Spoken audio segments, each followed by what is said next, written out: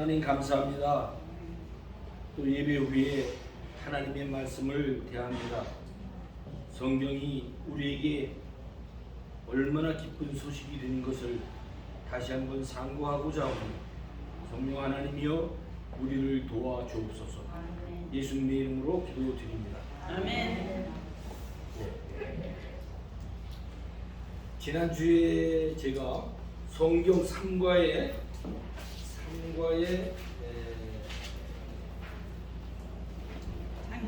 읽기 3과의 2번 읽기까지 하면서 마지막 너무 시간이 쫓겨서 제가 성경이 우리 손에 들려준 사실을 19페이지 19페이지 보시면 19페이지 중간에 요즘은 누구나 성경을 구입해서 읽을 수 있습니다. 그냥 우리가 이렇게 읽을 수 있잖아요, 그죠?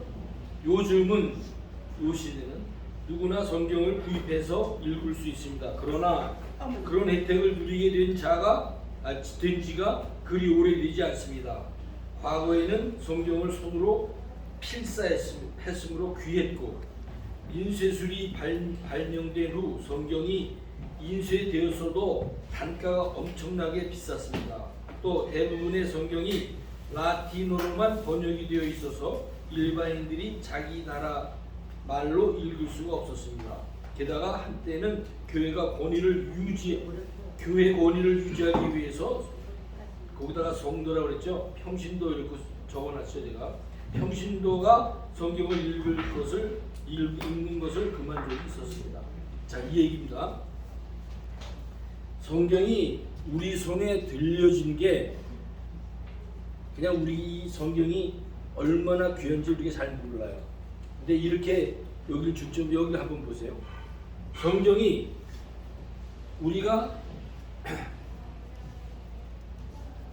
1500년도까지 1500년도 1세기부터 그러니까 1년서부터 1500년도 1위까지 계속 성경이 오다가 구전과 두루마리로 성경이 구약이 오다가 제가 지난번에 역사를 얘기했어요.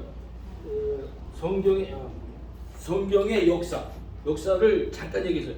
구약 39권이 그렇게 오다가 한 주전 그러니까 before Christ 예수님 이전에 한 500년 전에 5세기경에서부터 점점 글로 사용해서 오고 두루마리로 전해 오다가 2세기경에 그게 암미야회라고 하는 데에서 공인으로 교회에서 정했다. 그래서 39권을 구약에서 그렇게 정했다. 신약 성경은 39년 신약 성경은 27권을 카탈고 회의에 의해서 종교 회의에 의해서 27권을 정했다 이렇게 얘기했어요. 그죠? 그렇게 정했어요. 지금 18페이지는 거예요. 19페이지 중간 요즘은 거예요. 그래서 그때까지 성경을 누가 갖고 있었느냐? 성경을 갖고 있었는데 무슨 말로 갖고 있었냐면 라틴어라는 거예요. 라틴어라는 말은 고대 로마의 고어예요. 아주 옛날 말이에요. 라틴어. 그 라틴어로 성경을 갖고 있어서 그 라틴어를 아는 사람, 즉 공부가 유식한 사람들, 공부를 많이 한 사람들, 라틴어를 공부한 사람들만 그게 무슨 말인지 알아들을 수 있었어요. 그 다음에 갖고 있는 건 누가 갖고 있었냐면 이 사람들이 갖고 있었어요. 지금 1500년 이전에, 그러니까 1500년 이전에 얘기하는 거예요. 잘 보세요. 교황, 천주교 교황, 그때 로만 캐톨릭 교황, 그 다음에 추기경, 그 밑에 대주교, 이건 지금 하면 여기 무슨 노회장 이런 사람들이겠죠. 대주교, 주교, 그리고 목사, 설교는 그 천주교 각 교회마다 사제, 부사제, 이 목사 이제 그런 정도고 수도사, 신학생 이 사람들만 라틴어를 공부해서 지금으로 얘기하면 신학교에서 그 사람들만 성경을 갖고 가르칠 수 있었어요. 그러니까 그 세상에 많은 사람들은 평신도로 이 여기에 해당 안 되는 사람들, 우리처럼 교회에 이렇게 다니는 사람들, 이 사람들은 뭐라고 하면은 그 얘기 알아듣는 게 아니고 그냥 끝에 아멘 하면 아멘. 그러고선 속죄표 펴면 속죄표 사고 내가 죄 지은 거 사해달라고 가서 고해성사에서 고해성사를 신부가 하면 돈을 내고 죄사함을 받고, 이런 시대를 암흑시대라고 하죠. 그 시대를 왔었던 거예요. 1500년 이전까지. 그러면 여기서 평신도라고. 이 사람들은 한 번도 성경을 만질 수도 없었어요. 지금으로 보면 우리들은 신학교 안 다녔잖아요, 그죠? 성경을 우리 손에 쥐울 수가 없었어요. 그런데 마틴 루터가 1509년에 마틴 루터가 종교 개혁을 일으킵니다. 종교 개혁, 즉 구교의 우리가 지금 얘기하는 천주교, 거기에서 종교 개혁을 해서 우리가 죄를 사해 주는 거는 우리가 믿음으로 의롭게 돼서 하나님이 우리에게 구원을 베푸시는 거다라고 종교 개혁을 일으키는 거예요. 그러니까 그 로만 캐톨릭 체제가 무너지는 게 아니라 거기에서 개혁, 성경으로 돌아가요. 성경. 로마서 1장 5절인가요? 거기에 믿음에는 한 의가 나타나서 믿음에서 믿음에 이르게 하느니 의인은 믿음으로 말미암아 살리라 함과 같으니라. 그거를 로마서 말씀을 붙잡고 마틴 루터가 비텐베르크라고 하는 그 대성당에 자기가 가르치고 있는 그 대성당에다가 95문의 반박 문서를 붙이면서 거기서부터 1509년에 종교 개혁을 일으키는 거예요. 많이 들어보셨죠? 종교 개혁을 일으키면서 그때서야 비로소 라틴어로 돼 있던 우리도 아무도 모르는 라틴어, 고대 로마어예요. 라틴어로 돼 있던 성경을 번역을 시작합니다. 그래서 제일 첫 번에 독일어로 마틴 루터가 번역을 해요. 그 다음에 독일어가 건너가서 이제 불란서말, 그 다음에 영국의 영어, 이렇게 해가지고 미국으로 건너와서 중국으로 갔다가 한국으로 오게 된 배경이 성경이 우리 손에 들려진 거예요. 종교 개혁이 아니었으면 성경이 우리 손에 들려질 수가 없었어요. 1509년에 종교 개혁을 일으키면서 성경이 우리 손에 들려진 거예요. 그래서 종교 개혁의 최고의 선물은 성경을 성도의 손에 쥐어진 거예요. 그래서 하나님의 말씀을 우리가 배울 수 있고 공부할 수 있고 펴서 읽을 수 있어서 하나님의 뜻을 깨닫게 됩니다. 얼마나 큰 일인 거예요, 종교 개혁이. 예? 그래서 아무것도 할 수 없었던 그것을 평신도라고 얘기했어요. 얼마나 이게 잘못된 거예요, 얼마나. 예? 그런데 성경을 통해서 이 성경이 우리 손에 들려져서 성경을 통해서 하나님 앞에 나갈 수 있는 사람들은 이 사람만이 나갈 수 있는 게 아니고 이 사람까지도 그리스도의 십자가의 은혜와 사랑으로 하나님에게 나갈 수 있다라고 한 종교 개혁자들의 개혁이 이 사람도 여기까지 이런 사람들을 성도라고 해요. 성도. 예? 여러분과 제외하세요. 모두는 다 하나님 앞에 성도예요. 성도. 제가 목사님, 장로님들을 비해서는 게 아니고 다 성도예요. 그런데 목사님은 하나님의 말씀을 연구하고 하나님 앞에 성령 하나님의 인도를 받아서 그거를 잘 풀어서 어려우니까 성도들에게 하나님의 말씀을 잘 전달하기 위해서 말씀을 선포자로 교회에서 직분을 허락해서 그 일을 하시는 거예요. 그 일을 하시는 거예요. 그러니까 여러분과 저는 성도. 제가 지금 분명히 얘기하는 거예요. 성도. 왜? 성경이 우리 손에 들려졌기 때문에. 이제 누구도 이제 핑계를 못해요. 하나님의 말씀이 우리 손에 있기 때문에, 아무도 핑계를 못해요. 하나님의 말씀이 우리 손에서 계속 그런가 하여 계속 성경을 읽게 되는 거죠. 그 얘기입니다.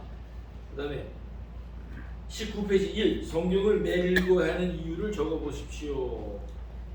보면 신명기 17장 19절에 있습니다. 평생에 자기 옆에 두고 읽어 그의 하나님 여호와 경외하기를 배우며 율법의 모든 말과 이 규례를 지켜 행할 것이라 그랬어요.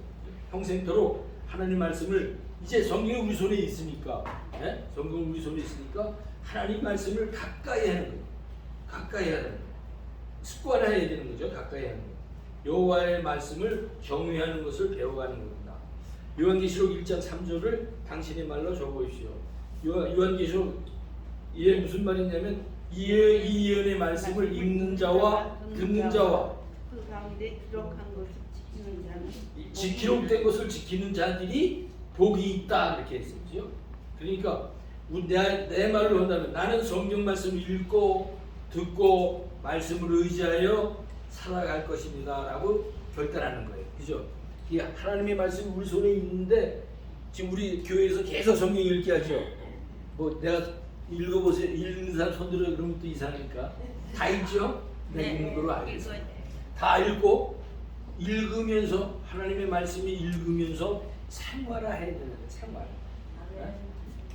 성경 하나도 안 읽으면서 그냥 교회 왔다 갔다 하면 하나님 별 죄송 맞지, 그죠? 그러면 아니죠. 맞아. 그러면 안 돼. 하나님 말씀을 읽어야 돼. 그게 습관할 때, 습관할 때. 그다음에 여기에 말하는 성경 읽기는 공중 예배 시에 낭독을 의미하지만 성경을 쉽게 구입해서 읽을 수도 있는 현대에는 개인적으로 읽는데 더 적응할 수 있습니다. 성경을 체계적으로 읽기 위한 계획을 세워보십시오. 지금 우리 교회에서 지금 체계적으로 지금 성경 읽기 하고 있잖아요. 표를 줘서 이렇게 하나 지우가면서 꼭 읽으세요. 지금 창세기 26장까지 읽나요? 아마 그랬을 것 같은데 그 읽으시면서 꼭 다 이해를 할 수는 없어요. 그러나 계속 읽으시면 뭔가가 돼도 뭔가가 잘 잡혀 나갈 거예요. 그 다음에 3. 연구. 베레아 사람들은 데살로니가에 있는 사람보다 더 신사적이어서 간절한 마음으로 말씀을 받고 이것이 그런가 하여 날마다 성경을 상고함으로. 자, 이 말은 참 이해를 해야 돼요. 베레아 사람들이라는 것은 지금 데살로니가에서 이건 조금 잘 들으셔야 돼. 데살로니가라고 하는 데에서 바울과 실라가 지금 오늘 목사님 설교한 그 이전장일 거예요.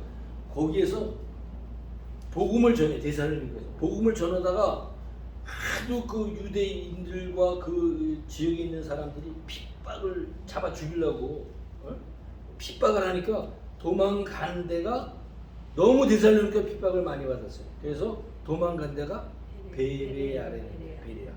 그러니까 여기서 신사적이어서라는 말은 그 사람들 데살로니가에서는 그냥 복음이 들려줄 때 그냥 반항하고 그 복음 전하는 사람을 해치려고 했는데 데살로니가에서 베레아에 오니까 베레아 사람들은 그 말씀을 잘 들으려고 애썼다 이런 말이에요.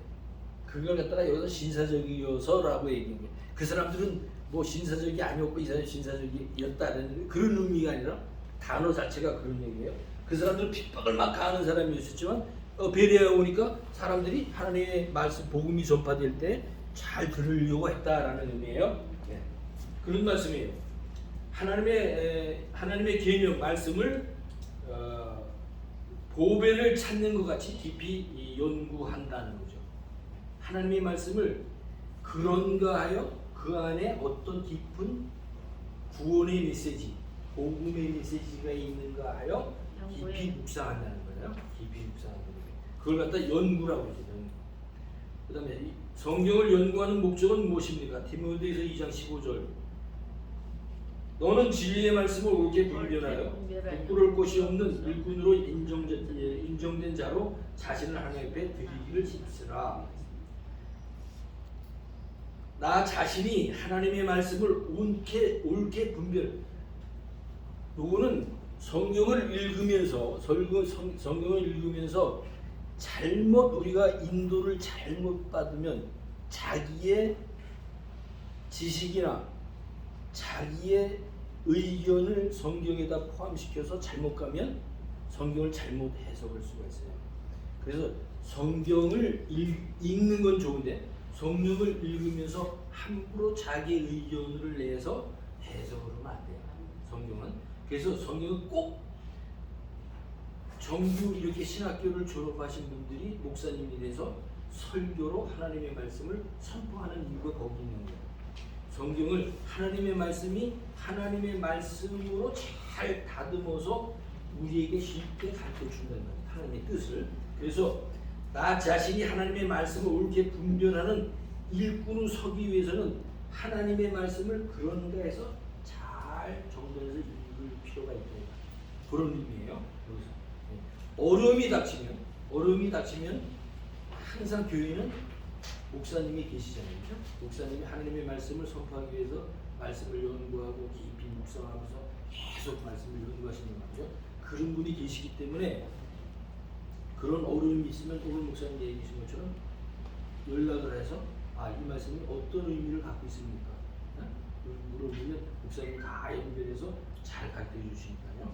그리고 그 선교도사들도 있고 그러니까. 그 다음에요.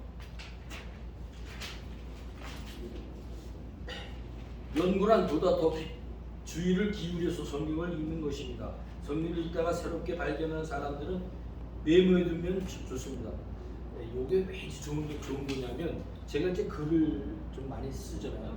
그건 뭐냐면 제가 성경을 읽으면서 항상 글을 남겨요. 저는 습관이 있고요. 그래서 어려서부터 뭐 그러면 꼭 글을 남겨서 글을 남겨놔요. 그러면 그거를 귀중하게 쓸 때가 많아요.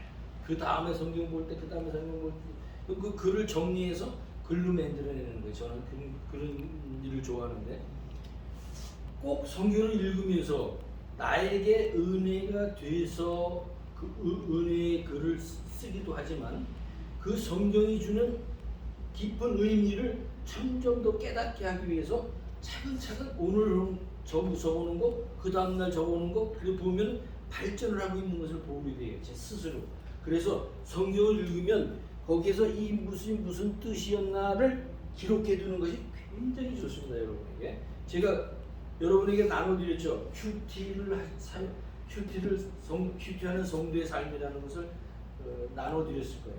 거기에 제가 이제 그런 내용을 많이 썼는데 글을 잘 남겨두면 여러분들이 신앙생활에 이게 잘하고 있는, 내가 신앙생활을 잘하고 있는 것이 나타난다 이렇게 썼습니다. 초신자들의 성경 공부를 위해 보조 자료를 다음과 같이 것이 있습니다. 관주성경, 성경사전, 성경행동록 이런 건 이제 사실 이 전문으로 성경을 이렇게 전문보다도 좀 깊이 연구하는 사람들이 갖고 있는 것들이죠. 그러나 성경 주석은 피하십시오. 도움이 되듯이 성경 주석이라고 하는 것은 어떤 성경 구조를 설명해 놓은 거거든요. 근데 성경 구조는 아무리 신학자라고 해도 자기의 의견이 들어가서 설명이 돼요. 그래서 그것들을 서로 변증, 이 신학자와 이 신학자가 다 변증해서 똑같은 공동분모로 된 성경 주석이 있으면 그런 거는 권해드리는데 각자의 성경 주석을 가지고 잘못하다 보면 잘못 빠질 수가 있기 때문에 여러분들이 혼자 보시면서 성경 주석이 그걸 해석해 놓은 걸 이게 다인가 보다 하고 그걸 갖고 있으면 위험하다 이 말이에요. 위험하다. 그래서 설교조가 꼭 필요한 거예요. 성경 연구할 때는. 암송 청년이 무엇으로 그 행실을 깨끗게 하리까? 주의 말씀을 따라 삼갈 것이니이다.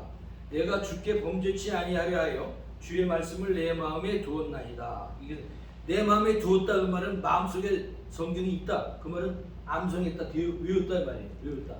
자 외웁시다. 지난주에 오늘 외울 말씀을 드렸어요. 로마서 10장 17절. 예, 로마서 10장 17절. 그러므로 믿음은 예, 들으면 다 같이 한번 해보겠습니다. 내가 누가 외에는 한번 봐야지. 시작. 그러므로 믿음은 들으면서 나며 들음은 그리스도의 말씀으로 말미암아이니라. 예, 믿음은 들음에서 나며. 그러니까 설교 말씀을 많이 들어야 돼요. 그죠? 들음은 그리스도 말씀. 예수 그리스도의 말씀으로 말미암다. 들음은 믿음은 들음에서 나죠. 들음 설교 말씀 들어야 돼. 자꾸만 말씀을 들어야 돼. 그 들음은 그리스도. 예수 그리스도 성경 말씀이잖아요. 성경 말씀에 의해서 우리가 믿음이 자라는 거예요. 네? 야, 오늘 그거 외웠어요? 다음 주에 외울 말씀 드릴게요. 다음 주에 말씀. 다음 주 외울 말씀 드립니다. 퇴근할 때 바로 드릴게요. 히브리서 11장. 히브리서 11장 6절 말씀. 네. 다음 주 성경 드립니다. 11서 11장 6절 말씀. 네. 자, 계속합니다. 하나님은 우리가 그의 말씀을 어떻게 하시기를 원합니다. 마음의 뜻에 두기를 우리의 뜻에 두기를 원한다. 잠언 7장 3절에는 이것을 네 손가락에 매며 이것을 네 마음판에 새기라. 마음판에 새기라 그 말은 이 마음판에 새기는 건 무슨 말이에요? 외우는 말이죠. 외우는. 하나님 말씀을 외우면 외울수록 좋죠. 외울 수가 없어서 힘들지만 그래서 많이 제가 짧은 거 계속 드리잖아요. 짧은 거 외우시면은 기억이 많이 남죠. 마태복음 4장 4절 7절 10절에서 예수님은 사탄의 시험을 어떻게 이기셨습니까? 사탄아 물러가라. 기록되었을 때. 누가 얘기해 보세요. 어떻게 이기셨어요? 사탄아 물러가라. 기록되었을 때 주 너희 하나님께 경배하고 다만 그들을 섬기라. 예, 하나님의 말씀으로 이겼다 그죠? 예, 사람이 떡으로만 살 것이 하나님의 말씀으로 산다. 하나님의 말씀에서 산다. 예수 그리스도의 이 시대 기록되었을 때 말씀의 이 기록은 말씀이죠. 기록되었을 때 주 너의 하나님을 시험하지 말라 이렇게 했어요. 그죠? 그다음에 또 기록되었을 때 그들을 섬기라. 너의 하나님께 경배하고 다만 하나님만 섬기라 이렇게 했어. 그죠? 그렇게 시험을 이길 수 있는 길은 우리 힘으로 이기는 게 아니라 뭐로 이긴다고요? 하나님의 말씀. 그렇죠. 우리 속에 있는 하나님의 말씀, 즉 그 말씀에 의지한 우리의 믿음이 우리의 시험을 이기게 한다 이 말이죠. 네? 자, 성경 암송 계획을 세우고 그것을 실행해야 합니다. 하나의 생각을 말로 표현할 수 있기 위해서 성경 교수 하나하나 외워보십시오. 지금 제가 한 주에 하나씩 드리잖아요. 그거 한번 이렇게 외우시는 게 그냥 적어만 놓지 마시고 한번 외워보세요. 그러면 하나하나 생각 나서 그렇게 되다 보면 많은 구절을 외울 수 있으니까. 사람에 따라 암기 능력의 차이가 있습니다. 그러므로 암송을 절대화해서는 안 됩니다. 그러나 그리스도인들의 생활에 기본이 되는 성경 구절은 반드시 외워야 합니다. 여러분들 다 알잖아요. 그죠? 요한복음 3장 10절로 딱 나오잖아요. 그죠? 하나님이 이 세상을 이처럼 사랑하사 독생자를 주셨습니다. 누구든지 저를 믿으면 멸망치 않고 영생을 얻는다. 이 성경 모르는 예수 믿는 사람 모르는 사람 없잖아.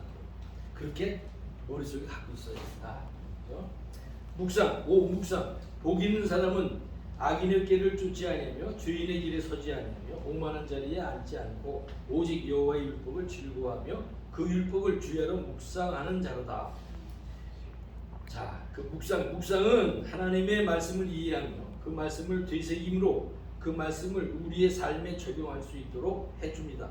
그래서 묵상은 우리의 삶에 있어서 하나님의 뜻이 무엇인가를 확신시켜 줍니다. 말씀을 묵상하기 위해 다음과 같은 질문을 먼저 하십시오.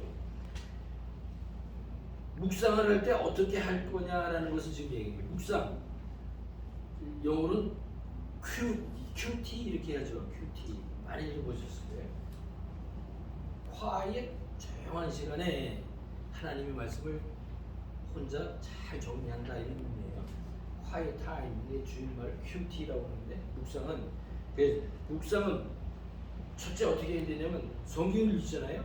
성경을 읽으면 문맥 앞에 지금 하고 있는 말씀이 어떤 말씀인가를 봐야 되고 뒤에 결정적으로 하시는 말씀이 무엇인가를 앞뒤에 문맥을 연결시켜서 성경을 봐야지. 그렇지 않고서 애꿎은데 하나만 딱 따가지고서 그 하나님의 말씀이다 그러면 큰일 나는 게 많아요.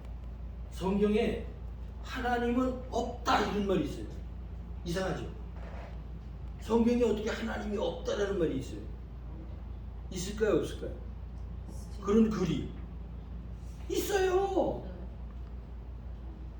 하나님은 시편에 어리석은 자가 이르기를, 잠언인가요? 어리석은 자가 이르기를 하나님이 없다 하더라 이렇게 돼 있어요. 그럼 전체를 읽으면은 그게 무슨 말인지 알잖아요. 그런데 그 앞뒤를 다 자르고서 문맥을 안 보고 성경에 하나님이 없다라고 그랬으니까 나는 안 믿어. 이런 옳은 말이 틀린 말이에요. 그런 말 할 수 없죠. 모르고.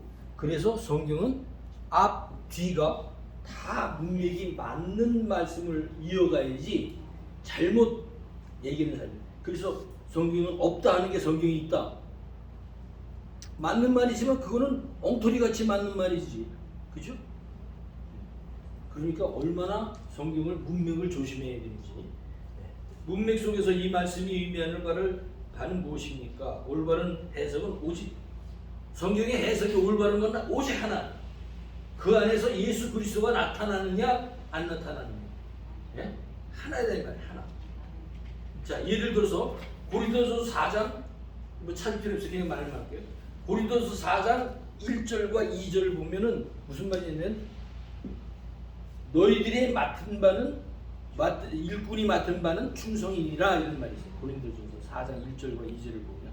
근데 그 맡은 바가 뭔지를 얘기 안 하고 충성이라고 하는 데다가 맡은 일이 충성이다라고 얘기하는데 초점을 두다 보니까 목사님들이 신년 초에 각 교회에다 직분자들을 많이 세우잖아요. 교회들마다. 우리 교회는 그런 일을 안 하니까. 예? 직분자들을 많이 세우고 그분들 다 모아놓고서 연초에 뭐냐면 직분자 수련회 같은 거 한단 말이에요. 그리고 너희들이 맡을 바 구할 것은 충성이다. 그러니까 교회 헌금 잘하고 예배 잘 참석하고 기도 잘하고 매일 이런 얘기 한단 말이죠. 네? 바른 복음 전하지 않는 교회에서 대부분 그렇게 한단 말이에요. 교회가 얼마나 잘못되었냐면 그 말은 무슨 말이냐면 바울이 얘기하는 거예요. 고린도 교회에 너희들이 하나님의 비밀을 맡은 자다. 성경의 비밀이 뭐예요? 너희들이 성경에서 복음을 알았다 이 말이에요. 복음을 맡았으니까 그 복음의 빚진 자로서 비밀을 맡은 자로서 충성을 다해라. 누구의 충성을 다하라? 하나님의 어디에? 복음에 충성해야 된다는 거예요. 복음에. 그러면 이 말씀이 고린도서 4장 1절과 2절 말씀 제가 이렇게 설명해 드렸잖아요. 복음에 충성해야 되는데 맡은 집사 일에 열심히 하기 위해서 와서 밥 짓고 뭐 이런 데만 하고 그런 얘기 아니잖아요. 헌금 교회다 헌금 내는 거 열심히 해라 많이 내라 이런 얘기 하는 거 아니잖아요. 왜 그렇게 사용하냐 이 말이에요. 하나님의 말씀을. 그럴 때 현혹이 안 되려면 성경을 바로 성경의 성도들에게 들려준 이 성경을 바로 그런가 해서 우리가 배워야 됩니다. 성경을 봐야 됩니다. 자, 계속하겠습니다. 이 말씀이 나의 생활에 어떤 영향을 주는가? 적용하는 방법은 여러 가지가 있습니다. 설교를 들을 때, 매일 정해진 시간에 성경을 읽을 때, 말씀을 깊이 연구할 때, 암기한 말씀을 수고할 때마다 내가 그냥 넘겼는데 하나 맞나?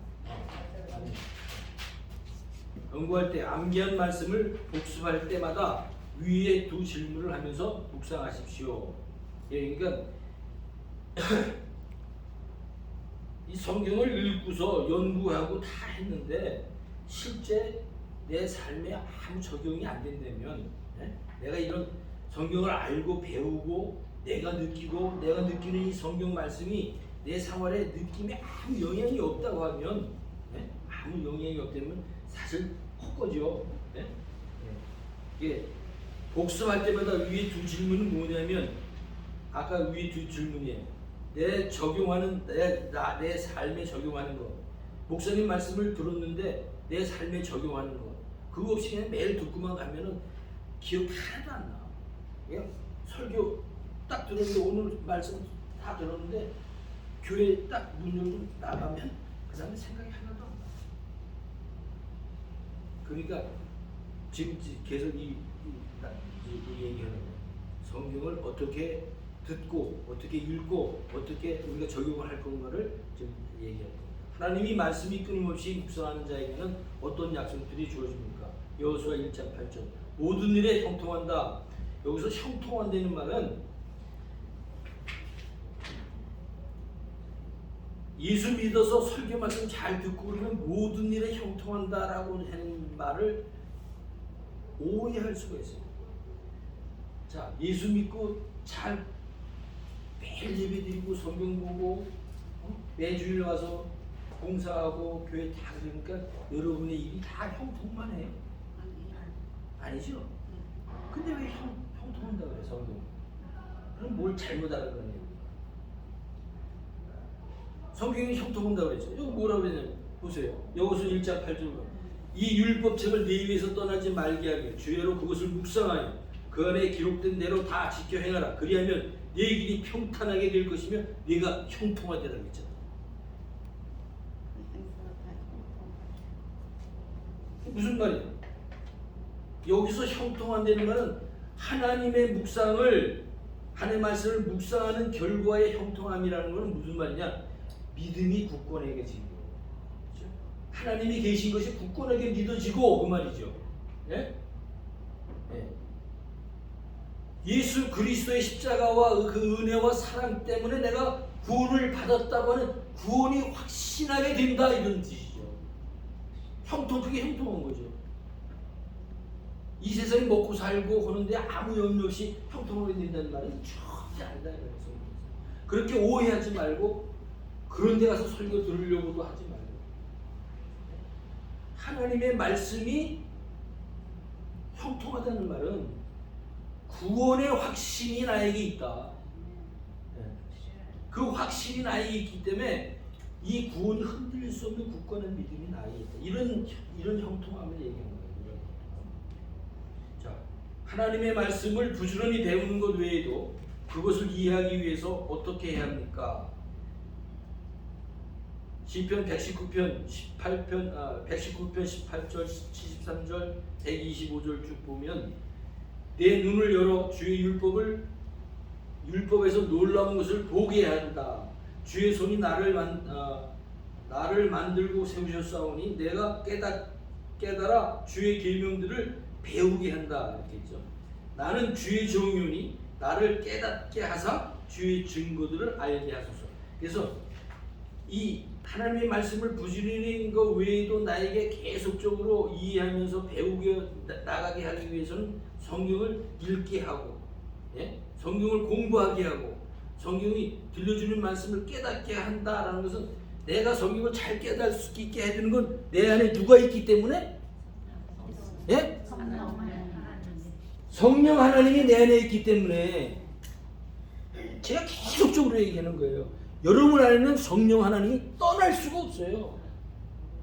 내가 십자가의 사랑과 은혜가 내 안에 있게 하신 성령 하나님은 내 안에서 계속 뭘 깨닫게 해요? 하나님의 말씀을 보혜사라는 보혜사.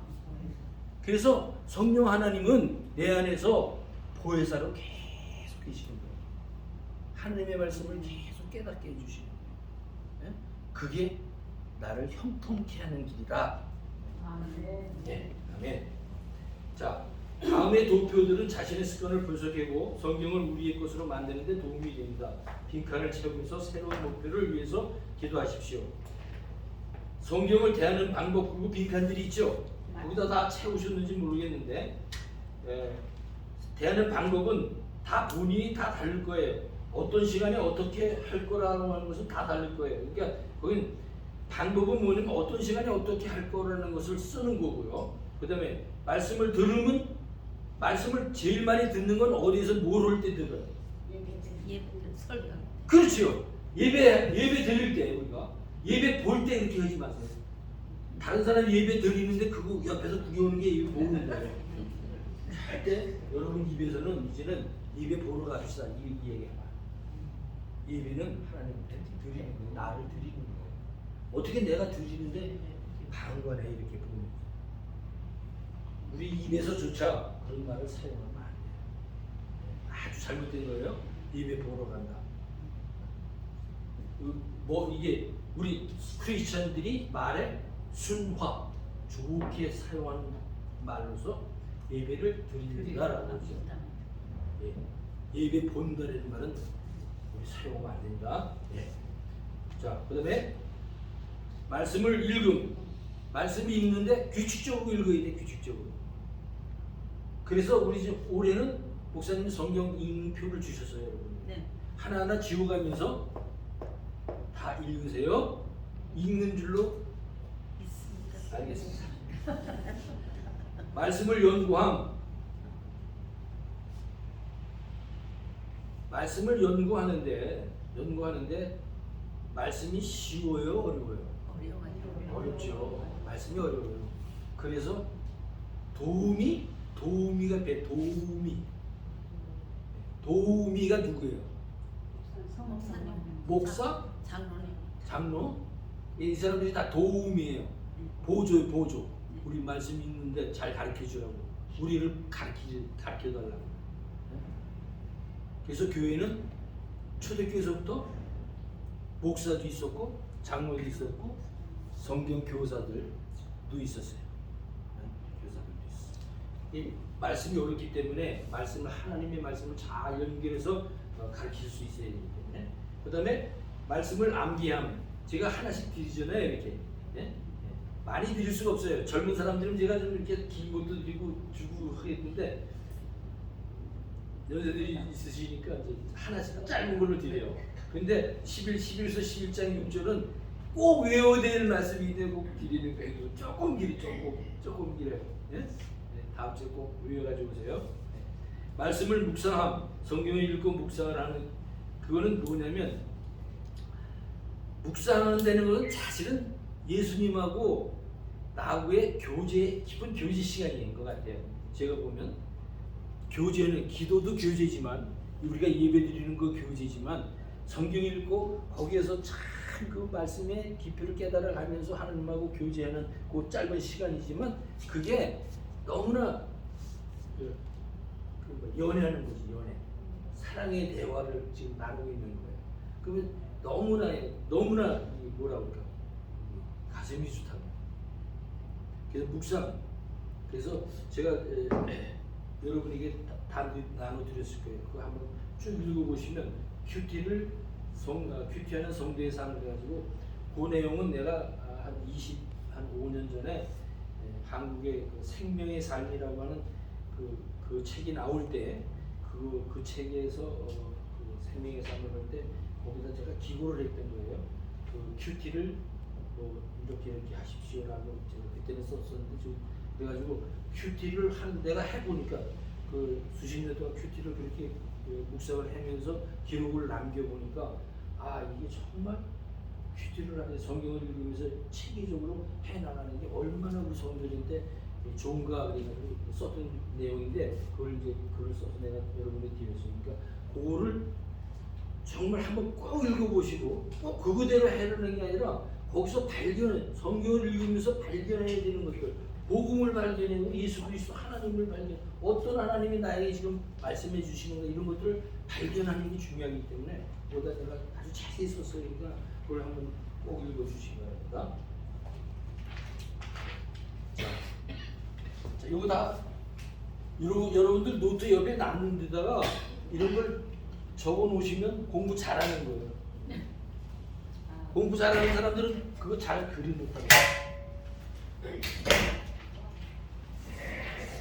자, 지난주에서부터 지금 하고 있는 게 이건데, 이거까지 성경도 다 끝내기 때문에 이제 마무리 짓기 위해서 그럽니다. 성경은 하나님의 말씀이다. 성경은 하나님의 말씀이다. 역사적 배경 아까도 얘기했지만 구약과 신약을 나눠서 구약은 오실 누구? 예수. 신약은 오신 예수. 그렇죠. 구약은 오실 메시아 예수 그리스도. 신약은 오신 예수 그리스도에 대한 말씀이다. 네, 그 얘기했어요. 그 역사적 배경으로 우리가 믿는 이 성경 66권이 우리 손에 들려지기까지는 이런 회의들을 통해서 역사적 배경을 여러분에게 설명했습니다.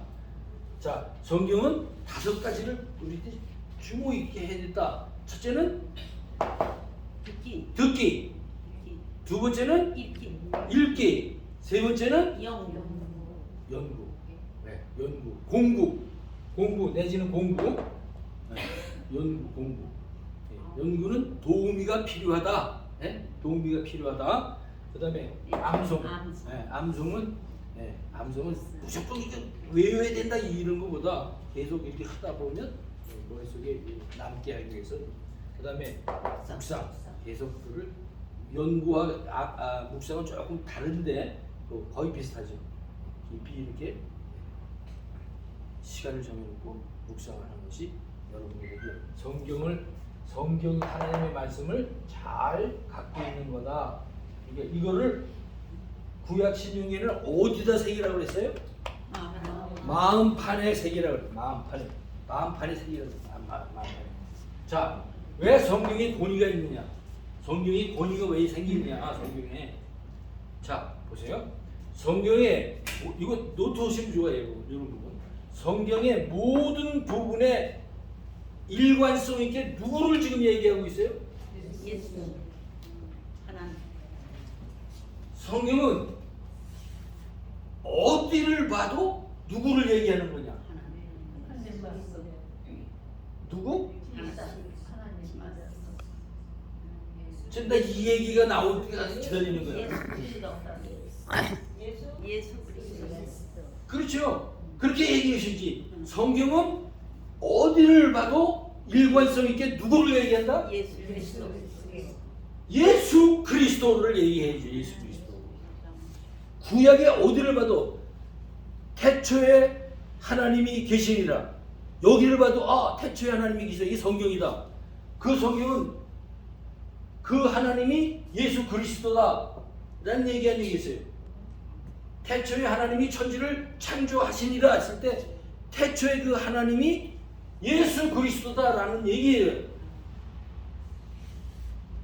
그러니까 창세기부터 요한계시록 마지막까지 계속적으로 우리에게 알려주는 성경의 말씀은 그 초점은 어디 일관성 있게 누구를 얘기한다? 예수 그리스도. 예, 머릿속에 다 갖고 있어요. 성경은 예수 그리스도를 두고 얘기하는 거다. 지난번 제가 크레센토를 얘기하면서 Many in One, Jesus Christ를 위해서 많은 것들이 예언을 했고 예수를 통해서 복음이 땅끝까지 전하게 된 얘기를 했잖아요. 네?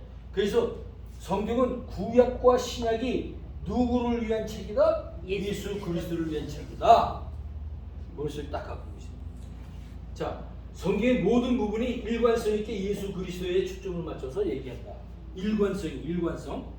그래서 이게 권위가 있는 거예요. 권위가 왔다 갔다 안 한다 이 말이에요. 일관성 있게. 네? 그 다음에 두 번째, 구원에 관한 전체적인 완전성입니다. 구원에 관한 어디를 읽어도 예수 그리스도의 십자가와의 사랑의 은혜가 아니면 구원이 없다라고 하는 게 성경의 완전한 진리다 이 말이에요. 네? 구원주 예수 그리스도의 십자가의 완전한 속죄에 의한 구원의 완성을 얘기합니다.